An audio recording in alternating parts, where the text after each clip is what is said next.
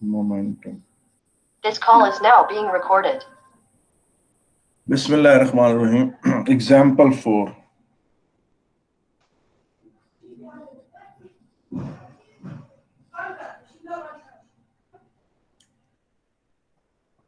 देखें ये जी मैं सुन रहा हूँ सर। अभी तक कुछ कराया आपने? नहीं बेटा। Okay sir. सर अगर कोई पिछली स्लाइड है तो स्क्रीनशॉट लेना है, मैंने जरा स्क्रॉल कर दिया यहीं से बस ये इट्स स्टार्टिंग फ्रॉम हियर। वो ठीक है सर। तो ये तो आपको पता ही है ना। Point number 20 continuing and we are moving on the example number 4. अच्छा this is before collision, ठीक है, and after collision this is the story.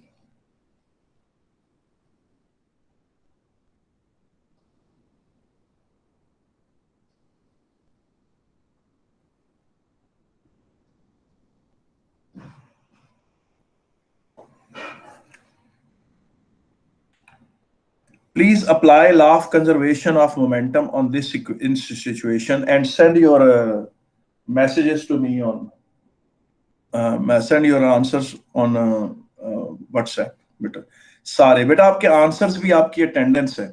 आप में से जितने बच्चे जो है ना अभी मुझे आंसर सेंड कर देंगे, वो एक किस्म की उनकी अटेंडेंस भी है। ना सिर्फ उनकी अटेंडेंस है बल्कि वो उनकी रिकमेंडेशन भी है, उनके प्रिडिक्टेड ग्रेड्स में भी इसका हिस्सा है। तो मैं अभी फोन मेरे पास नहीं है, फोन हाँ मेरे पास ही, जिस मुझे सेंड कर दे अपने आंसर। इस पे अप्लाई करें law of conservation of momentum और मुझे आंसर सेंड करें बेटा।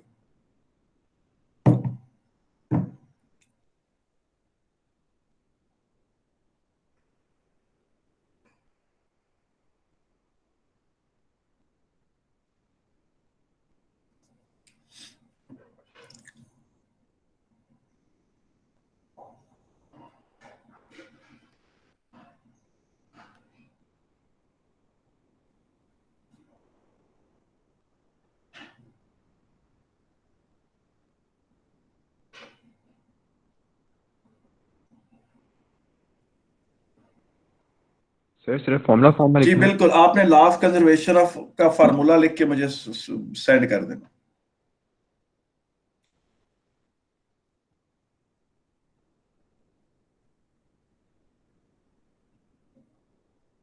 क्या करना था? हाँ, आपने मुझे law of conservation of momentum का फार्मूला लिख के सेंड कर देना।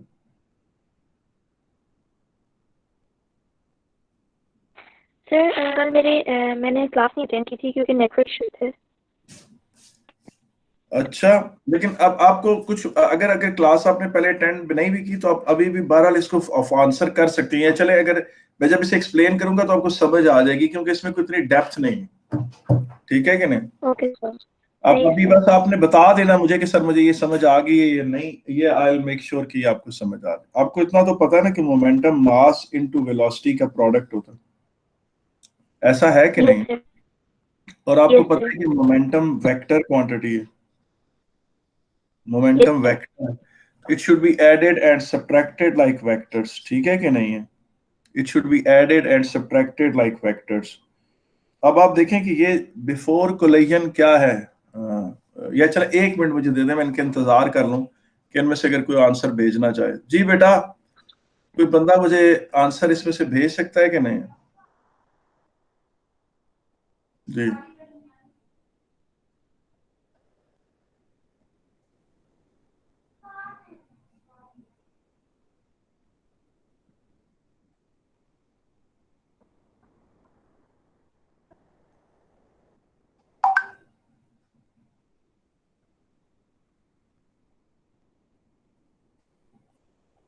फारिस द ग्रेट का आंसर आया है।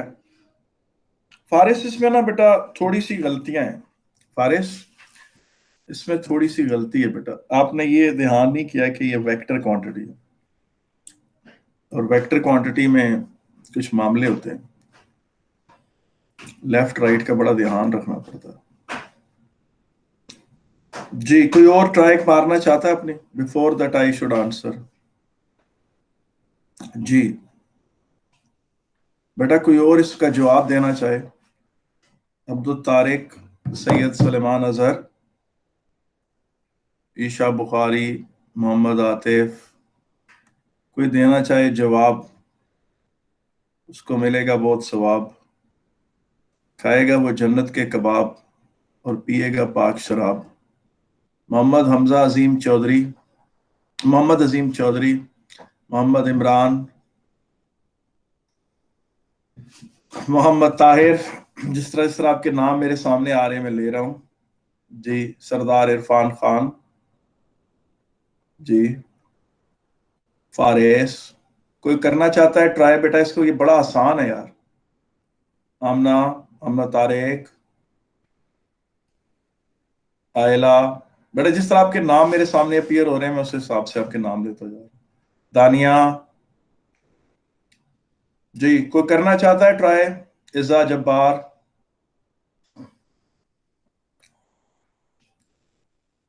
जी जी बताएं मुझे बेटा जी। मेरे पास सर जो U1 और V1 की वैल्यू होगी वो सेम रहेगी, और अगर जी वो सेम है तो क्या कह रहे हैं आप? दोबारा बोले, आपने क्या कहा है? सर मैं कह रहा हूँ कि U1 और V1 की वैल्यू सेम होगी मगर V1 की डायरेक्शन, तो हम V1 को माइनस U1 कह सकते हैं अगर ये assume किया कि दोनों सेम है। नहीं, हमने यहाँ पर ना कुछ एज्यूम नहीं करना, will not going to assume anything.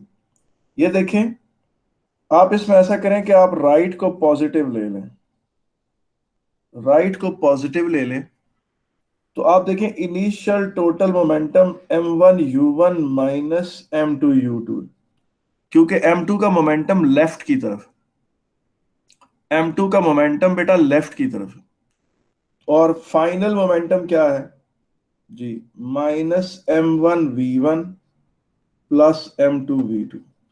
जो राइट पर है वो पॉजिटिव है, जो लेफ्ट पर है वो नेगेटिव है, और ये आपने इस तरह ये इक्वेशन लिख ली, ये ठीक है। मुझे बताएं यहां तक किसी को नहीं समझ आया तो मैं बाजर जी। सर दोबारा एक्सप्लेन कर देंगे? देखो ना यार, ये इसका मोमेंटम इस तरफ को है m1 u1, यार इसका मोमेंटम इस तरफ को है m2 u2 u2, ये u2 है, ठीक है कि नहीं? तो आप मुझे बताएं कि ये दोनों मोमेंटम है, वेक्टर क्वांटिटी है, आप ये सब्ट्रैक्ट नहीं कर रहे, आप अपनी तरफ से ऐड ही कर रहे हैं, लेकिन जाहिर है राइट वर्ड को पॉजिटिव ले रहे हैं, लेफ्ट वर्ड को नेगेटिव ले रहे हैं, राइट वर्ड को पॉजिटिव ले रहे हैं, लेफ्ट वर्ड को नेगेटिव ले रहे हैं। अब ये वाला मोमेंटम इस तरफ को है m1 v1 और इस तरफ को मोमेंटम है m2 v2, तो जो राइट पर है वो पॉजिटिव, इन दोनों को अब आप ऐड करने लगे हैं, इन दोनों को, तो आपके पास ये चीज आ जाती है, ठीक है कि नहीं है? यानी final momentum, final total momentum is equal to total initial momentum, जिसमें जो लेफ्ट पे जाते हुए जितने भी वेक्टर्स हैं वो हमने नेगेटिव ले ली, और राइट पे जाते हुए वेक्टर्स हमने पॉजिटिव ले ली। टोटल मोमेंटम हमने इस तरह से कैलकुलेट किया। नहीं समझ आया? सर इसमें रीअरेंज करेंगे फाइनल मोमेंटम एक आगे साइड पे और सर, इनिशियल नहीं मोमेंटम जरूरत नहीं है। ये देखिए मैं मिसाल देता हूँ, ये फर्ज करें नाइट्रोजन का मॉलिक्यूल है, नाइट्रोजन का मॉलिक्यूल है, इसकी आपको पता है एटॉमिक मास में इसकी 28 होती है। फर्ज करेंगे 300 मीटर पर सेकंड से आ रहा है, फर्ज करें, और ये ऑक्सीजन का मॉलिक्यूल है, ऑक्सीजन 2 आपको पता है 32 होता है, वो इस तरफ को आ रहा है, लेट से उसकी स्पीड है 400 मीटर पर सेकंड। अब फर्ज करें हेड ऑन कोलिजन हुआ है, हेड ऑन कोलिजन का मतलब क्या होता है? हेड ऑन कोलिजन का मतलब होता है कि इस तरह कोलिजन हुआ, कि उनके जो सेंटर ऑफ मास हैं वो उसी अलोंग द लाइन जो ज्वाइन कर रही है उसी पर है, और ये BC है, बिफोर कोलिजन है, और कोलिजन के बाद नाइट्रोजन का मॉलिक्यूल वापस मुड़ गया है, उसकी वेलोसिटी मुझे नहीं पता, उसको मैं V1 कह देता हूं। ऑक्सीजन का मॉलिक्यूल भी वापस मुड़ गया है इस तरफ को, परफेक्टली स्ट्रेट लाइन में मूव कर रहे हैं। लेट्स एज्यूम इसका मास 32 है, आपको पता ही है। अब आप मुझे ये बताएं, और इसकी वेलोसिटी V1 V2 जो है इसका हम वैल्यू दे देते हैं, फर्ज करें 250 मीटर पर सेकेंड। ये था जनाब बिफोर कोलिजन, एक तो कोलिजन बिल्कुल हेड ऑन हुआ है, ये है बिफोर कोलिजन, ये है आफ्टर कोलिजन। अब आपसे वो कहता है applying law of conservation of momentum. आप जरा इनकी वो तो निकाल के बताएं, इनकी स्पीड उसकी नाइट्रोजन की। तो सबसे अगर पहले आप डिक्लेयर करें आपने राइट को पॉजिटिव, अगर राइट को पॉजिटिव लिया हुआ है, आप लेफ्ट को भी पॉजिटिव ले सकते हैं, कोई शर्त नहीं है। बहरहाल 28 into 300 minus 32 into 400 is equal to minus 28 V1 plus 32 into 250। आप देखें जो वेक्टर्स राइट पे जा रहे हैं मैंने उनको पॉजिटिव लिया है, जो वेक्टर्स लेफ्ट पे जा रहे हैं मैंने उनको नेगेटिव लिया है, और मैंने मोमेंटम बिफोर द कोलिजन को मोमेंटम आफ्टर द कोलिजन के बराबर डिक्लेयर कर दिया। जी जी, हेलो, मुझे ठीक है सर, समझ आ गया। बाकी लोगों को बेटा प्लीज, बाकी सब लोग भी बताएं बेटा, खुल के करें जी। समझ आ गया सर। समझ आ गया सर। शाबाश शाबाश, और भी किसी को अगर नहीं समझ आया तो बताएं बेटा। ठीक है, अब आप इसको हल करें। मोमेंटम बड़ा मजे का टॉपिक। 712.8 712.8 मीटर पर सेकंड, बड़ा ठीक ठाक नाइट्रोजन को उसने बाउंस बैक कराया। यार मेरा एक सवाल है, यार मैंने इधर जो नाइट्रोजन का मास था, मैंने नाइट्रोजन का मास जो है वो चेंज किया सर आपने? वो 28 AMU था ना, atomic mass unit.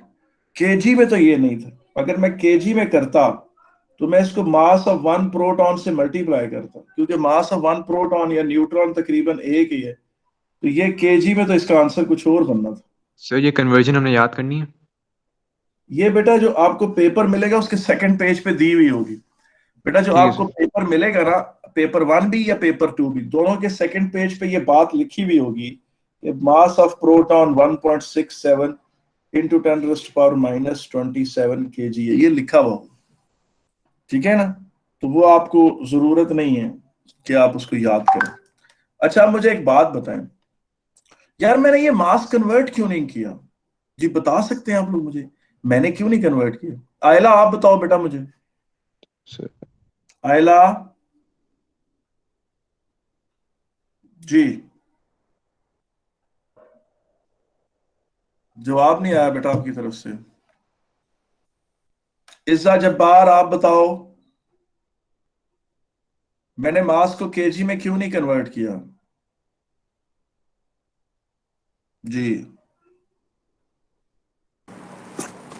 Sir value बहुत इनएक्यूरेट हो, मतलब मास की वैल्यू बहुत इनएक्यूरेट, इसलिए नहीं कन्वर्ट किया। मतलब कि बहुत ज्यादा जीरोस आ जाएंगे ना। चले हाँ वो तो ठीक है, मैंने जीरो को अवॉइड किया, लेकिन बेटा इस तरह की जो इक्वेशनें होती है ना, जिसमें देखो इसमें होता है ना, एक मिनट है, F1D1 is equal to F2D2, बेटा M1V1 is equal to M2V2, या इस तरह की इक्वेशन हो M1U1 plus M2U2 is equal to M1V1 plus M2V2, या भले बीच में माइनस भी हो इनके। बेटा इनमें ना मास को केजी में कन्वर्ट करने की कोई इतनी इंपॉर्टेंस नहीं होती, भला पूछें क्यों? ये मास कैंसिल आउट हो जाता है। टन में है, ये भी टन में, ये भी टन में, तो ये भी टन में, सारे चल जाएंगे। ये मास अगर ग्राम में है, ये ग्राम में, ये ग्राम में, ये भी ग्राम में, तो चल जाएगा। ये अगर फर्ज करें स्लग्स में है, स्लग में है, तो ये भी स्लग में हो, ये भी स्लग में हो, तो स्लग में हो, चल जाएगा। या इस तरह की जो इक्वेशन होती है P1V1 is equal to P2V2, बेटा इनमें ना यूनिट्स की इतनी इंपॉर्टेंस नहीं रहती। और अगर कहें ना फोर्स F1 ओवर F2 हो, तो इसमें भी बेटा ऊपर ऐसे फ्रैक्शन आ रही हो, तो इसमें भी यूनिट्स की इतनी इंपॉर्टेंस नहीं होती। यानी जहां सेम क्वांटिटीज डिवाइड हो रही हो, या कोई इक्वेशन ऐसी हो कि वो A1 B1 is equal to A2 B2 type हो, यानी इसका मतलब है ये क्वांटिटी और ये क्वांटिटी एक जैसी है, और ये क्वांटिटी और ये क्वांटिटी एक जैसी है, तो फिर यूनिट्स की इतनी इंपॉर्टेंस नहीं रहती, यूनिट्स की इंपॉर्टेंस खत्म हो जाती। सर यूनिट्स की, जैसे रेशियो होते हैं, हाँ सर जी जैसे रेशो लेते हैं उस तरह। हाँ जी बिल्कुल, क्योंकि उसकी वजह ये होती है कि अगर आप एक मास को केजी में कन्वर्ट करेंगी, बाकियों को भी केजी में कन्वर्ट करेंगी, तो जो केजी का कन्वर्शन फैक्टर है वो पूरी इक्वेशन से कॉमन निकल कर कट जाएगा। तो अगर मैंने ये ऑक्सीजन और हाइड्रोजन के जो मास हैं उन्हें केजी में नहीं कन्वर्ट किया तो मैंने कोई गलती नहीं की है, मैंने कुछ काम भी गलत नहीं किया। ठीक है कि नहीं? कोई मसला तो नहीं है बेटा इसमें? सर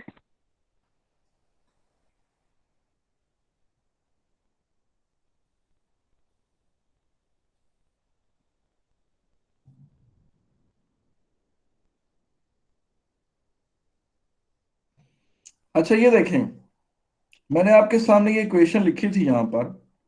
अगर मैं थोड़ा सा जो एक्स्ट्रा चीजें हैं वो जरा मिटा दूं ताकि काफी गंद फैल लेता है। अगर मैं इसमें राइट को पॉजिटिव ना लेता, लेफ्ट को ले लेता, तो फिर क्या होना था? फर्ज करें मैं लेफ्ट को पॉजिटिव ले लेता हूं। हाँ, अगर मैं लेफ्ट को पॉजिटिव लूं तो मेरी इक्वेशन क्या बनेगी? तो क्या आप बता फ्लिप सकते?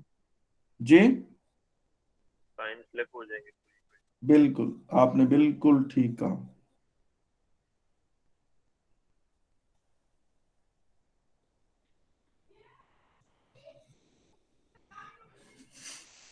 ठीक है कि नहीं?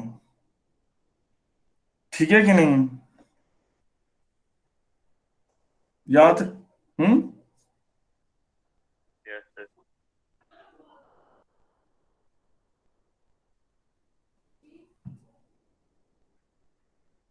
कोई इशू तो नहीं है? अच्छा ये क्वेश्चन करके नहीं दिखाएं। सर। अब ये देखें, आप देखें ये एग्जाम्पल 5 है।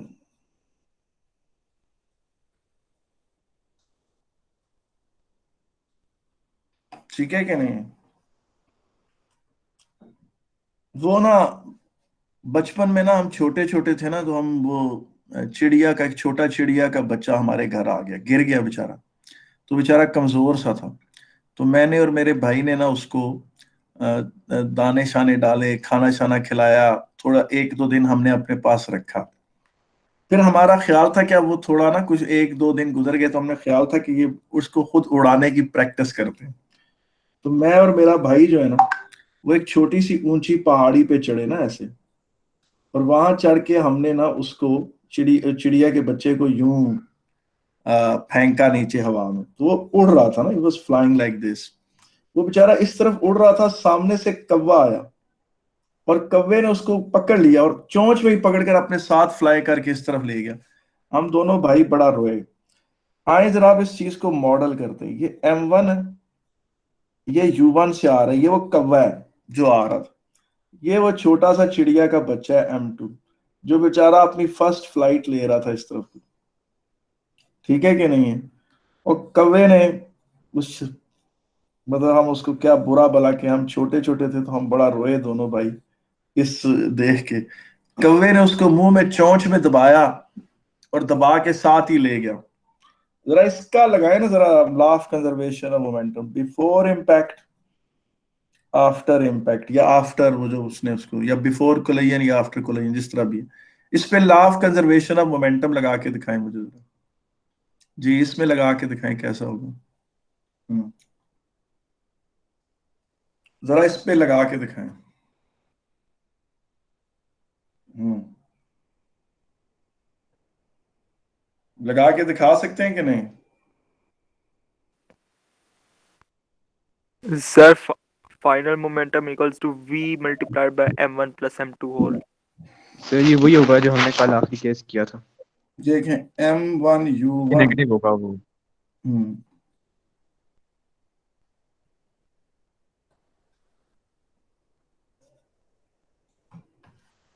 ठीक है कि नहीं?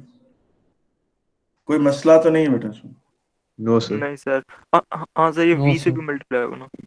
जो कॉमन वेलोसिटी थी ना, जब कौवे ने उस चिड़िया के बच्चे को अपनी चोंच में पकड़ लिया, तो कौवा जिस वेलोसिटी से उड़ रहा था, चिड़िया का बच्चा भी उसी वेलोसिटी से उड़ रहा था।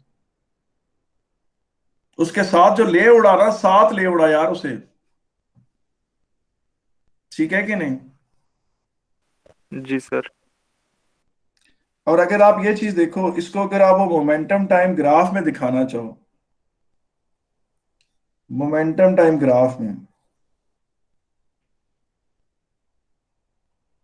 आप मुझे बताएं कि इस सारी सिचुएशन को आप मोमेंटम टाइम ग्राफ में कैसे दिखाएंगे?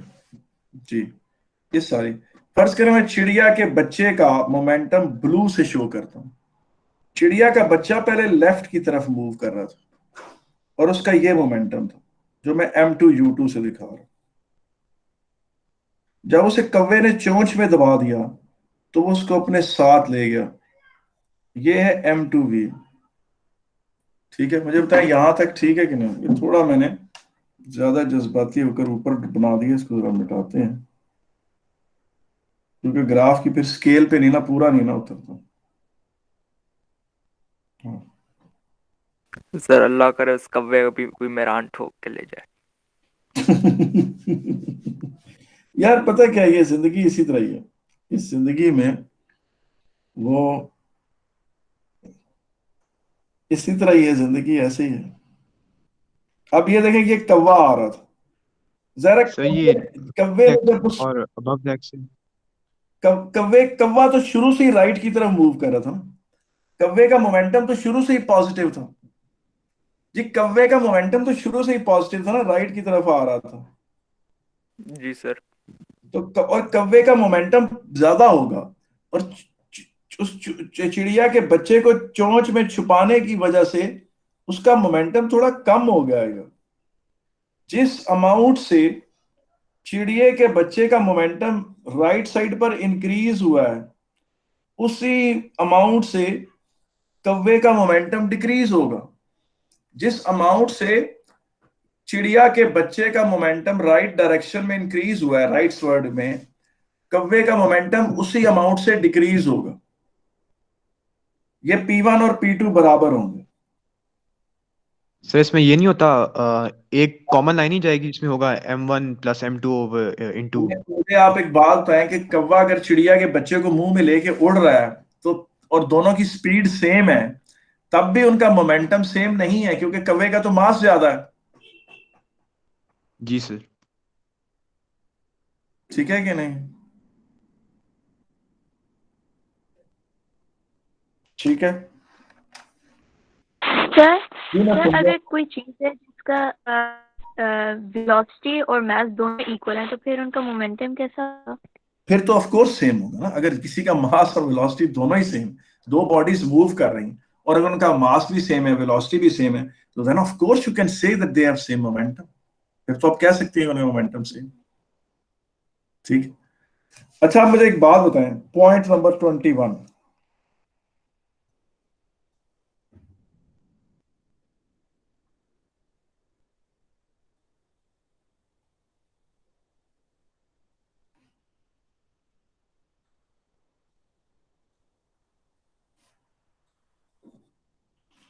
Concept of external force. बेटा फर्ज करें, ये example 1,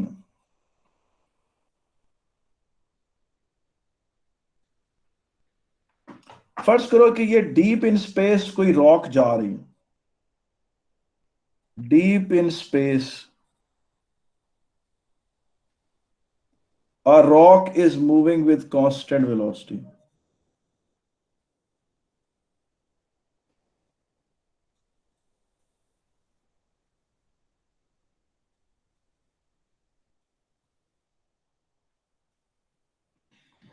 Deep in space a rock is moving with constant velocity. तो आप मुझे बताएं कि इसका मोमेंटम क्या होगा? Since no force is acting on it, its momentum will stay constant. Since no force is acting on it,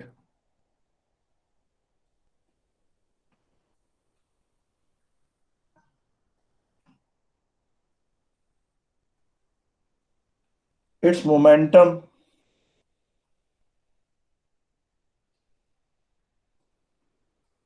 and velocity will stay constant.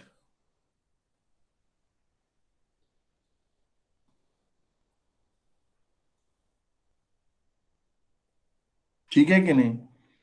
अब फर्ज करें एक लड़का था वो घर में क्वारंटाइन पीरियड से काफी बोर हो रहा था। घर में क्वारंटाइन पीरियड से क्या हो रहा था, खासा बोर हो रहा था। उसका दिल कर रहा था क्रिकेट खेलने को। क्रिकेट को कोई, उसका दिल कर रहा था क्रिकेट खेलने को, लेकिन उसके पास कोई बॉलर नहीं था जो उसे बॉलिंग कराए और अपनी बैटिंग प्रैक्टिस करे। उसने पूछो क्या किया, ये छत ली, छत है बेटा, छत से उसने धागा बांधा, धागे के साथ उसने जराब लगाई, ये उसके छोटे भाई की जराब थी, सॉक्स नहीं होती, उसमें उसने क्रिकेट बॉल डाली हूं, ये क्रिकेट बॉल। अब क्रिकेट बॉल का यूं पेंडुलम बना लिया, यूं यूं क्रिकेट बॉल यूं स्विंग करके आती और वो यहां से बैट के साथ उसे खेलता, यहां से वो बैट लेकर आता और अपने बैटिंग प्रैक्टिस कर रहा था। यानी वो जो जरा क्रिकेट बॉल थी वो एक पेंडुलम की मतलब वो बनी हुई थी, पेंडुलम वो स्विंग करके आ रही थी और वो उसको अपने ना बैट के साथ उसके स्ट्रोक्स प्रैक्टिस कर रहा था अपने। वो इधर जब बॉल इधर आती तो वो उसको मारता एक स्ट्रोक और यहां से बेटा बॉल दोबारा यूं चली जाती और फिर वापस आती और वो उसको फिर यहाँ पहुंचती तो उसे फिर एक उसको शॉट मारता। यानी तकरीबन इस तरह की मूवमेंट हो रही थी, अनसिमेट्रिकल।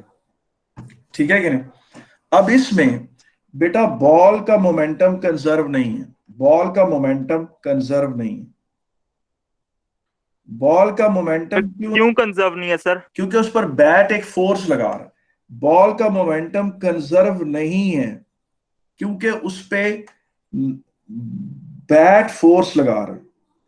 बॉल का सर कोई भी एक्सटर्नल फोर्स एक्ट करेगी तो मोमेंटम नहीं होगा फिर। जी बिल्कुल। अब लेकिन कांस्टेंट बॉल का सर अगर मोमेंटम कंजर्व नहीं हो रहा क्योंकि उस पे बैट फोर्स लगा रहा है, और बैट का मोमेंटम नहीं कंजर्व हो रहा क्योंकि बॉल उस पे फोर्स लगा रही है। ठीक है ना। वैसे बैट सर का मोमेंटम कंजर्व नहीं है जी। ये बात कर रहा हूं जब उन दोनों के इम्पैक्ट की बात कर रहा हूं, ये उन दोनों के इम्पैक्ट के वक्त की बात कर रहा हूं कि ना बॉल का मोमेंटम कंजर्व है, ना बॉल का बैट का मोमेंटम कंजर्व है, ना बॉल का मोमेंटम कंजर्व है, क्योंकि दोनों ही एक दूसरे के ऊपर फोर्स लगा रहे हैं। तो हाँ, अलबत्ता उन्हें बाहर से कोई फोर्स नहीं लग रहा, कोई थर्ड एजेंट फोर्स नहीं लगा रहा, कोई थर्ड एजेंट नहीं है वहां पर। ये दोनों आपस में ही इंटरैक्ट कर रहे हैं। जी किसी ने कोई क्वेश्चन पूछना है? अभी किसी ने हाथ खड़ा किया। सर वो मुझे पूछना है। जी बोल, मैं बेटा सुन रहा हूँ। सर वो जब वो चिड़िया को कौवा पकड़ के ले गया था तब भी दोनों ने एक दूसरे पे थोड़ी बहुत फोर्स तो लगाई थी, लेकिन मोमेंटम तो कंजर्व रहा उनका। बेटा तो उसमें इधर भी चिड़िया का मोमेंटम कंजर्व नहीं हुआ था क्योंकि चिड़िया ने उस पर फोर्स लगाई, और चिड़िया का मोमेंटम कंजर्व नहीं हुआ था क्योंकि कौवे ने उसके ऊपर फोर्स लगाई, मगर उन दोनों पर किसी तीसरे ने फोर्स नहीं लगाई, इसलिए उनका टोटल मोमेंटम कंजर्व था। ठीक है कि अच्छा नहीं? सर समझ गया, थैंक यू। यानी आपस में ये दोनों इंटरैक्ट कर रहे हैं ना, तो बैट का मोमेंटम कंजर्व नहीं हुआ क्योंकि उसके ऊपर फोर्स बॉल ने लगाई, बॉल का मोमेंटम कंजर्व नहीं हुआ क्योंकि बॉल पे बैट ने फोर्स लगाई, मगर इन दोनों को total as a one system लें तो बैट और बॉल का मोमेंटम कंजर्व है। बैट और बॉल का मोमेंटम क्या है बेटा? Conserve. Sir ignoring air resistance, जी इग्नोरिंग एयर रेजिस्टेंस। हाँ, एयर रेजिस्टेंस एंड एवरीथिंग। अच्छा एक बात याद रखिए, मेरी बात सुने बेटा, मैंने आपको ये एक बात बताई थी कि मोमेंटम का लॉ हमेशा ही कंजर्व रहता है। और क्या ये मैंने बात क्लास में कही नहीं थी कि दो इलेक्ट्रॉन और पॉजिट्रॉन की टक्कर से लेकर बेटा दो गैलेक्सीज की टक्कर तक मोमेंटम के लॉ की कभी भी किसी ने वायलेशन नहीं देखी, और मोमेंटम के लॉ पर साइंटिस्ट का बड़ा एतबार है, इतना ट्रस्ट है। तो इसका मतलब है इसमें फ्रिक्शन इन्वॉल्व नहीं है, फ्रिक्शन इसको खराब नहीं करती, क्योंकि ये इम्पैक्ट की स्टोरी है। एंड उस टाइम जब इम्पैक्ट हुआ, राइट आफ्टर द इम्पैक्ट, तो इसमें एयर रेजिस्टेंस तो तब इन्वॉल्व होगी ना कि जब बॉडी कुछ देर मूव करती रहे। जी साद, आपने क्वेश्चन पूछे। सर अगर कोई तीसरा एजेंट होगा तो उन तीनों चीजों का टोटल मोमेंटम कंजर्व रहेगा। आपने मेरे मुंह की बात छीन ली, मैं बस इसी तरफ ही आ रहा था। मैंने इसको जरा फनी स्टाइल में बयान करना था, आपने पहले बात नहीं सर, फनी स्टाइल में बयान कर दें। अच्छा वो ये हुआ, अब ये लड़का जो था ना, ये क्या कहते हैं, अब वो बॉल को उसने बांधा हुआ था, उसके साथ ऊपर जराब की शक्ल दी हुई थी, और वो बॉल यूं यूं स्विंग कर रही थी, और वो अपना बैट के साथ उसकी अपने स्ट्रोक्स की प्रैक्टिस कर रहा था, उसे मार रहा था। उसके छोटे भाई ने आगे कहा भाईजान मैंने भी खेलना। अब ये बड़ा भाई, ये छोटा भाई, छोटे भाई ने कहा भाईजान मुझे भी खेलने दो ना, मेरे इतनी देर से तुम अकेले ही प्रैक्टिस कर रहे हो। तो उसने बड़े ने डांटा छोटे को, भागो इधर से, मैंने खुद बॉल लटकाई है, जराब के साथ और मैं खुद प्रैक्टिस कर रहा हूँ, तुम बीच में कौन हो तुम? छोटे को गुस्सा चढ़ गया, उसने ना साथ ही कोई हॉकी पड़ी हुई थी वो उठा ली। उसने कहा मैं भाई का जो सारा ये प्लेजर ऑफ प्लेइंग है ना ये तो स्पॉइल करूँ ना। जो ही वो बॉल ऐसे आई और बैट को उसने स्ट्राइक किया, अभी कोई स्ट्रोक कोई बनना ही था कि एन उस टाइम पे हॉकी भी आके लगी इसको बड़े जोर की। छोटे उसके ने मुंह पे सर? खींच के हॉकी मारी। हाँ, सर भाई के मुंह पे मारा या बॉल को मारा, किधर मारा? बॉल तुम्हारा, इतनी हिम्मत ठीक तो है नहीं सर। थी, इतना बदतमीज तो नहीं था। हमारे मुआशरे में भी इतनी भी बदतमीजी नहीं हुई कि अच्छा जी, एहन उस टाइम उसने ना उसका शो स्पॉइल करने के लिए उधर। अब बेटा hockey as a third agent enter हो गई। हॉकी क्या हुई है? As a third agent enter हो गई है। अब initial momentum of the bat plus initial momentum of the ball is not equal to the final momentum of the bat and ball, because उन दोनों को एक थर्ड एजेंट ने force लगा दी है। तो इसका मतलब ये है कि अब आप ये नहीं कह सकते कि initial momentum of the bat plus initial momentum of the ball is equal to the final momentum of the bat and ball, because hockey is also there. तो हॉकी और बैट और बॉल को किसी फोर्थ एजेंट ने force नहीं लगाया। आप अगर इन तीनों को एक सिस्टम समझते हैं तो आप कह सकते हैं कि जी bat plus ball plus hockey. I am sorry अगर हॉकी के स्पेलिंग गलत हो। हॉकी के स्पेलिंग यही होते हैं या गलत है? मैंने कुछ ज्यादा ही तो नहीं सर यू नहीं और आता सर मेरे आप साथ। पहले से ही लिख रहे थे सर। हॉकी। अब इन तीनों का मोमेंटम इकट्ठा कंजर्व हो गया, ठीक है कि नहीं? अब इन तीनों का मोमेंटम इकट्ठा कंजर्व होगा।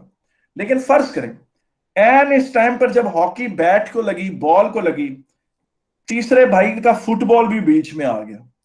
अब जो फुटबॉल है वो चौथा एजेंट है। अब initial momentum of the bat ball and hockey conserve नहीं होगा, क्योंकि एक फोर्थ प्लेयर एंटर हो गया सीन में, उसने भी एक फोर्स लगा दिया। अगर अब आप उसे भी शामिल कर लें और एक बड़ा सिस्टम बना लें तो इनको किसी फिफ्थ ने नहीं कोई फोर्स लगाया, इन चारों ने आपस में ये इंटरेक्ट किया है। तो अब आप कहेंगे कि जी bat plus ball plus hockey plus football, इन चारों का मोमेंटम टोटल कंजर्व हो गया, इनिशियल और फाइनल। मुझे बताएं आपको ये कॉन्सेप्ट ऑफ एक्सटर्नल फोर्स समझ आया कि नहीं आया? पॉइंट नंबर 21 जी sir. Concept of external force की बात करता है कि आप सिस्टम किसे ले रहे हैं।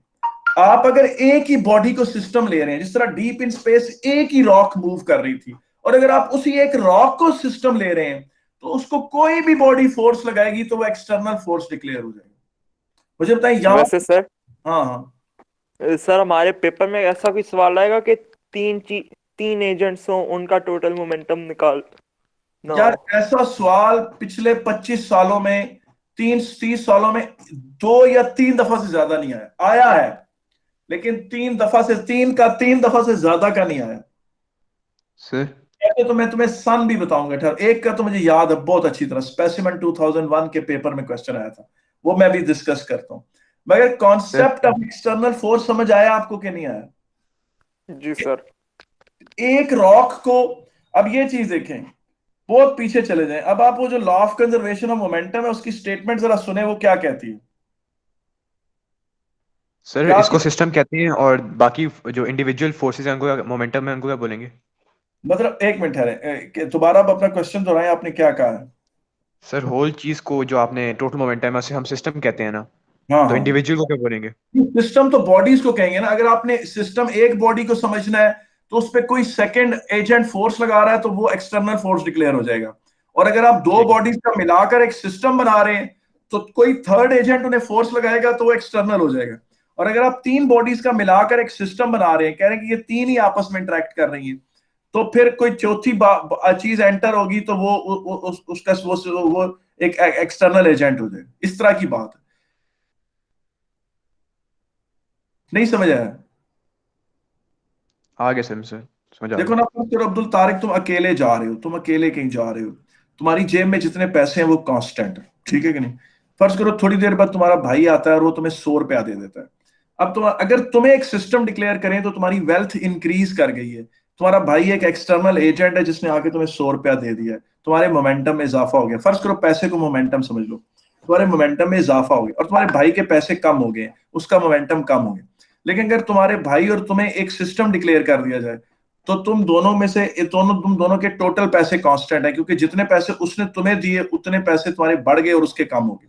फर्ज करो उसी टाइम कमरे में तुम्हारे अब्बू एंटर हो जाते हैं और वो तुम दोनों को 2,000 रुपया दे देते हैं। अब तुम्हारे अब्बू एक थर्ड एजेंट है, उन्होंने आकर दोनों के मोमेंटम में इजाफा कर दिया, दोनों को पैसे दे दिए। तो अब हाउएवर, लेकिन अगर तुम्हारे अब्बू को और तुम दोनों भाइयों को मिलाकर एक सिस्टम डिक्लेयर कर लिया जाए तो जितने तुम दोनों के पैसे बढ़े उतने तुम्हारे अब्बू के कम हो गए। और क्या कहते हैं, अगर आप तुम तीनों को एक बॉडी, 3 बॉडीज का एक सिस्टम बनाया जाए तो हम कहेंगे total momentum of the 3 bodies is same. फर्ज करो जब तुम्हारे अब्बू तुम्हें 2,000 रुपये दे रहे थे उसी टाइम तुम्हारे दादा अब्बू एंटर हुए, उन्होंने कहा यार आज मैं बहुत खुश हूं और मैं अपने बेटे को 5,000 दूंगा और अपने दोनों पोतों को भी मैं 3,000 रुपया दूंगा। अब दादा अब्बू एक फोर्थ एजेंट के तौर पर एंटर हुए हैं और तुम्हारे अब्बू के भी पैसे बढ़ गए, तुम्हारे भी बढ़ गए, तुम्हारे छोटे भाई के बढ़ गए, तीनों का मोमेंटम इंक्रीज कर गया। अब तुम तीनों को अगर एक सिस्टम कंसीडर किया जाए तो तुम्हारा मोमेंटम कंजर्व नहीं है, क्योंकि तुम्हारे दादा अब्बू ने एक रोल प्ले कर दिया। लेकिन अगर तुम्हारे दादा अब्बू को भी साथ शामिल कर लिया जाए और 4 बॉडीज का एक सिस्टम बना लिया जाए तो जितने पैसे तुम्हारे और तुम्हारे अब्बू के और तुम्हारे छोटे भाई के बड़े हैं, तुम्हारे दादा अब्बू के उतने कम हो गए हैं। तो इस हिसाब से बात होती है। यानी अब तुम्हें इस एक्सटर्नल क्या कहते हैं, इस तरह से मतलब ये सिस्टम। अब तुम जरा स्टेटमेंट को दोबारा पढ़ो, क्वेश्चन नंबर 16 की। In the absence of any external resultant force momentum of the system remains conserve. अब ये डिपेंड करता है कि तुम सिस्टम ले किसको रहे हो। एक बॉडी को ले रहे हो तो वो एक बॉडी का हिसाब वो होगा कांस्टेंट वेलोसिटी से वो स्ट्रेट लाइन में ट्रेवल करती रहे, और अगर 2 बॉडीज को ले रहे हो तो वो आपस में तो बेशक एक दूसरे को फोर्स लगाएं, उन पर कोई तीसरी बॉडी फोर्स ना लगाए। 3 बॉडीज का सिस्टम ले रहे हो तो वो तीनों आपस में बेशक कोलाइड करें, इंपैक्ट करें, एक दूसरे पर फोर्स लगाएं, लेकिन उन पर कोई चौथा फोर्स ना लगाए। 4 बॉडीज का एक सिस्टम ले रहे हो तो ये इस तरह से है। समझ आई बात आपको?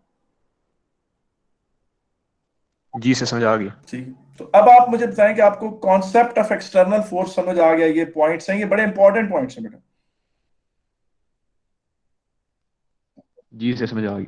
अच्छा अब ये चीज देखो, ये भी पेपर में, खुदा गवाह कि पेपर में पुटे पुटे सवाल आए हुए, बच्चा थॉरली पेपर करे ना फिर पता चलता है। ये पॉइंट ऑफ इसी में पॉइंट 21 में ही चल रही है बातें। मुझे बताओ, अ बॉल फॉलिंग,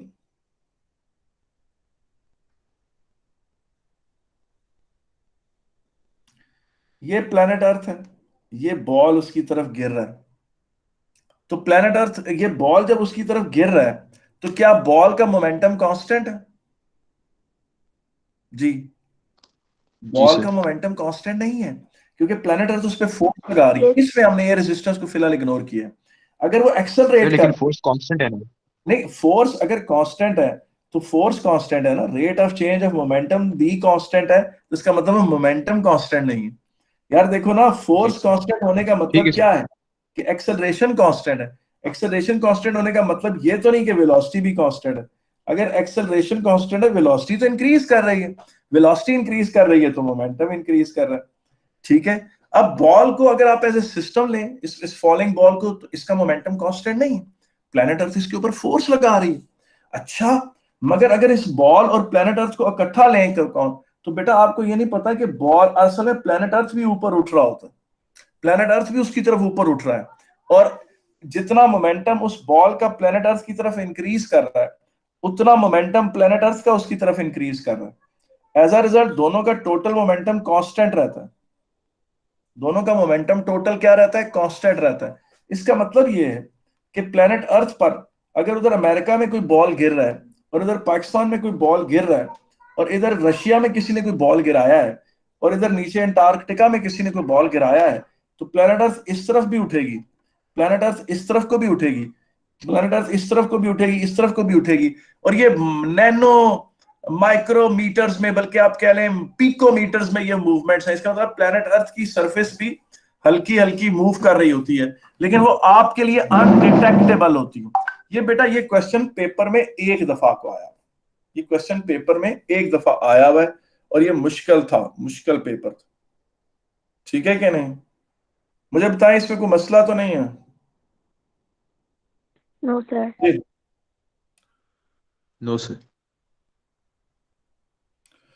ठीक है। तो यहां तक बात चल पड़ी, ये बात सही है। अच्छा जी, अब आगे देखें कि अब आपको ये भी कैम्ब्रिज के क्वेश्चन में, पेपर में क्वेश्चन आया हुआ है। वो कहते हैं जी कि वर्ल्ड वॉर टू में वो कहते हैं जी कि ये ब्रिटेन था और ये जर्मनी है। वो कहते हैं कि वर्ल्ड वॉर टू में ब्रिटेन ने बहुत तोप के गोले फायर किए जर्मनी की तरफ, और जर्मनी ने भी जवाब में बहुत तोप के गोले फायर किए इंग्लैंड की तरफ। उन्होंने कहा, ये पेपर का क्वेश्चन है, मैं अपनी तरफ से नहीं, हाँ लेकिन ये पुराना जरूर है, थोड़ा पुराना है। उन्होंने कहा कि इस तरह से क्या अर्थ की जो रोटेशनल स्पीड है उस पर फर्क पड़ा होगा? जी बता सकते हैं? ये पेपर का क्वेश्चन है जी सर। कि तोप के पढ़ा गोले, हाँ जी सर, पढ़ा होगा। बाकी लोग क्या कहते हैं? बाकी लोगों का क्या पॉइंट ऑफ व्यू है? जी Yes, sir. जी, मुझे बताएं कि बाकी लोगों का क्या पॉइंट ऑफ व्यू है। क्या ये जो बात मैं वो कर रहा हूं ये ठीक है? सर हेलो, नहीं पढ़ा होगा। क्यों आ गया था? आप अगर जो लोग कह रहे हैं कि नहीं पढ़ा होगा, वो दलील क्या दे रहे हैं, उनकी आर्गुमेंट क्या है? जी बेटा मेरी बात सुने, ये एक सरफेस है, ये तोप का गोल, ये तोप पड़ी है, ठीक है कि नहीं? इस तोप ने गोला फायर किया। फर्ज करें इसने गोले के ऊपर फोर्स लगाया 100 न्यूटन का, तो गोले ने भी जवाब में तोप के ऊपर फोर्स लगाया 100 न्यूटन का, और वो 100 न्यूटन प्लेनेट अर्थ को इस तरफ को पुश करता है। जब ये गोला यहां जाकर गिरा, जब ये गोला यहां जाके गिरा, इस तरह गिरते वक्त इसने प्लेनेट अर्थ को इस तरफ को फोर्स लगाया 100 न्यूटन का, प्लेनेट अर्थ ने इस जवाब में इसके ऊपर फोर्स लगाया 100 न्यूटन का। गोया इसी तोप के गोले ने एक दफा प्लेनेट अर्थ पर इस तरफ फोर्स लगाया और एक दफा इस तरफ फोर्स लगाया, तो हर वो बॉडी जो प्लेनेट अर्थ से फेंकी जाती है और वो प्लेनेट अर्थ पर ही वापस गिरती है, वो प्लेनेट अर्थ के रोटेशनल बिहेवियर पे कोई फर्क नहीं डाल सकती, क्योंकि वो एक दफा उसको एक तरफ पुश करती है और दूसरी दफा दूसरी तरफ पुश करती है। सिर्फ वो चीजें, अगर ये प्लेनेट अर्थ होती, सुनो, अगर प्लेनेट अर्थ पे यहां आप गन रखकर इस तरह तोप के गोले फायर करते कि वो दोबारा प्लेनेट अर्थ पे ना गिरते और बिलियंस ऑफ गोले यूं फायर करते, तो अर्थ की रोटेशनल स्पीड इस डायरेक्शन में बढ़ जानी थी। यानी अर्थ की रोटेशन स्पीड, अगर आप ऐसे कोई गोले फायर करें जो प्लेनेट अर्थ पे वापस ना आके गिरें, प्लेनेट अर्थ की एक साइड से गोले मारते जाएं और वो वापस प्लेनेट अर्थ पे ना गिरे, तो प्लेनेट अर्थ की रोटेशनल स्पीड तेज हो जाएगी। जी अब्दुल तारिक। सर वैसे ये हमें अर्थ को नहीं बोलना चाहिए, ग्राउंड नहीं बोलना चाहिए, क्योंकि ग्राउंड पे इम्पैक्ट हो रहा है, ग्राउंड से हल्का सा थोड़ा ज्यादा मीटर्स भी इम्पैक्ट मीटर्स दूर जाएगा, उसके बाद खत्म हो जाएगा इम्पैक्ट, तो जी ग्राउंड ही लेना चाहिए। बात सही है, लेकिन ये बात भी दुरुस्त है कि अगर आप प्लेनेट अर्थ पर सिर्फ एक छोटी सी तोप भी रख लें एक तरफ इक्वेटर पे, और वो तोप ऐसे गोले फायर करती रहे जो सर वापस ना लेकिन आए, इसकी तो बेस रोटेशनल तो ग्राउंड में है ना, वो स्पीड इम्पैक्ट कर रही है। क्या क्या क्या कह रहे हैं? सर तोप के गोले की बेस ग्राउंड के अंदर है ना, इसलिए वो इम्पैक्ट कर रही है। अगर वो ग्राउंड में ना हो, हवा में, और हवा में फायर कर रहा हो, तब तो कुछ नहीं होगा ना। हाँ लेकिन तब, हाँ बिल्कुल, फिर लेकिन तोप हवा में कैसे हो सकती है?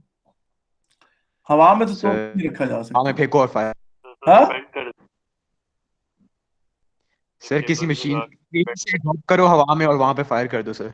नहीं नहीं, अगर फर्ज करो कि वो तोप हवा में है, फर्ज करो वो तोप हवा में लटकी हुई है, तो उसको कोई सिस्टम ने लटकाया हुआ है, तो तोप का जब गोला फायर इसे ड्रॉप करो, पीछे पुश करेगी, तो पीछे पुश करेगी तो ड्रॉप करो, हाँ फ्री फॉल के दौरान फायर।